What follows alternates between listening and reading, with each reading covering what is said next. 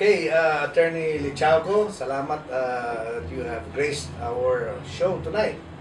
And the public is anticipating what you will say on your side. You know, we notice you are one of the defense counsels. Opo, And today. you are actually, you have not stood up to be heard, but obviously, you are the man working behind the scenes. Ikaw may one of those known as the China Wall. I hope so. What can you say about this media war that's happening, the prosecution against the defense? Can you make some comments on that? Alam mo ko, underdog na underdog kami dito. Gulping-gulpi na kami. Actually, uphill battle from the very start dito. Kaya sana we live by the day. Kasi nga mabigat kung mga institusyong mga kalaban nyo. Yung pa lang, mabigat na yon, nandyan pa yung media, mahirap po talaga. Sa tingin mo ba, merong pag-asa o naiintindihan ba ng tao ang inyong sitwasyon sa defense? Ako, optimistic ako eh. Kaya I'd like to hope, even some people say hope against hope. Kasi kung hindi, kawawa naman ho yung bayan natin pag wala na tayong hope. Alam mo, Attorney Chauco, maraming nakapuna na inilabas na supposedly yung mga accounts at pera ni Chief Justice Corona. Ang inaasahan ng publiko na dapat sana sumagot na kaagad ng Chief Justice. Pwede bang paliwanag mo kung bakit sa ngayon hindi pa sumasagot ang Chief Justice o kaya sa ngayon medyo parang tahimik kayo, hindi pa masyadong naiintindihan ng tao kung bakit gano'n? Ano, Junay, magandang tanong yan kasi proseso ho yan eh.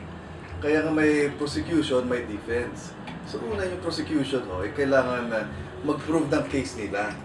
At pagkatapos lang sasabi nila, na-prove na nila case nila at mag-rest ho sila.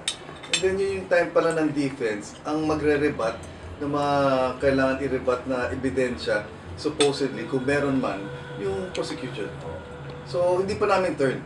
Okay. Kailan ba magiging turn ninyo? Pag mag-reso yung prosecution na palagay nila na lagyan na nila lahat ng ebidensya para i-prove yung case nila, then pag mag-rest na sila, yun pa lang ang time ng defense.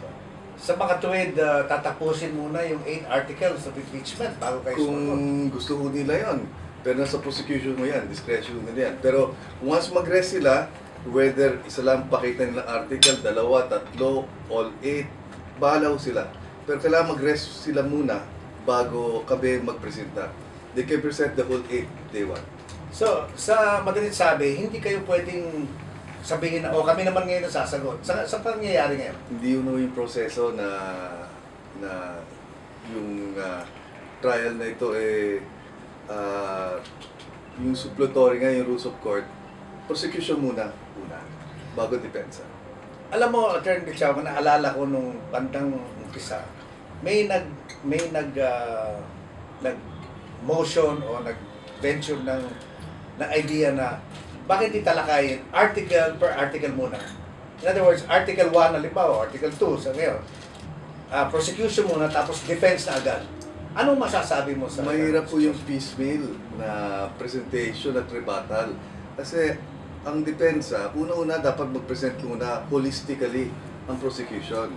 And then after analyzing what has been presented o anong pinakita ng prosecution, ngayon ang depensa, ang turn nila para mag-presenta, para ma-rebut ano ang i-presenta. Hindi pwedeng piecemeal by piecemeal. Then, malabo yun, maraming konektado dito, whatever, na mga articles or whatever. Pakita mo nila yung ebidensya nila kung meron man sila. Alam mo, Attorney Chauco, maraming nagtataka kung bakit pagpresenta ng mga congressmen sa Senado, nilagay na Article 1, Article 2, Article 3, ang Article 10. Article 8. Bakit kaya, sa palagay mo lang, hindi nila sinunod yung ganong sequence? Bakit sila lumundag kagad sa Article 2? Anong palagay mo? Alam mo, discretion ng prosecution, although hindi right. Pero siguro, quoting Congressman Fariñas, may pagkukulang sa pagsusulat ng impeachment complaint. So, with that statement, kaya siguro sila nag-jump sa isang article to another. Sa makatuwid, talagang kulang ang kanilang paggawa, pagsuri ng mga articles na ito at presentation. At Yeah. tila ata, sa tingin ko, nagmadali. Anong masasabi mo? Yan ang sabi mo ni Congressman Fariñas, wala na akong madadagdag ko dyan. Congressman Fariñas, as we know, is on the prosecutor's side. Opo. At hindi siya pumirma. Hindi siya pumirma, pero nandun siya sa prosecutor's Opo. side. Kasi magaling ho siya. Pero wala pa tayo nadidinig sa kanya. Meron pa tayo nadidinig. Na ano ho.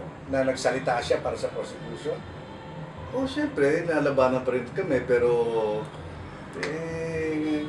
yun ang role niya as part of prosecution, tingnan na lang po natin. Nabanggit mo, Attorney Chauco, na yung 100 million offered to the senators involves soft project, hindi ba? Okay, una-una hindi ako nagbanggit yan, pero pagdating sa soft project, ito yung definition ko. Okay, no money out, no infrastructure, all the rest, yung programa, scholarship, mga convention, you know. Sa makatuwid, mas mabilis ang kilos ng senador pag siya may hawak na ganong halagang pera sa mga projects na yan. Ay, hindi ko alam yan. Nasa Senado ko yan. Okay. Hindi ko alam yan. So, palagay mo ba, ika nga in due time, meron na tayong kasagutan tungkol dyan sa mga accounts na nilalabas nila ngayon? Di ba masyadong bugbog na siguro si Chief Justice Corona tungkol daw yung mga pera lumalabas na yan. Palagay mo ba may tamang sagot dyan sa pagdating ng araw? Palagi ko may tamang sagot. Si Chief Justice mismo nagsabi. Pero bigyan mo lang kami pagkataon at sa appropriate time, tama na oras. So dapat yung ating publiko ay huwag na masyadong impatient. Paghintayin lang sila, hindi ba? Relax ang usin. So anyway, salamat sa pagdulog mo rito sa aming palabas. Sana ay maunawan, maigi ng ating publiko kung ano nangyayari sa impeachment court. Maraming salamat. Salamat. Thank you.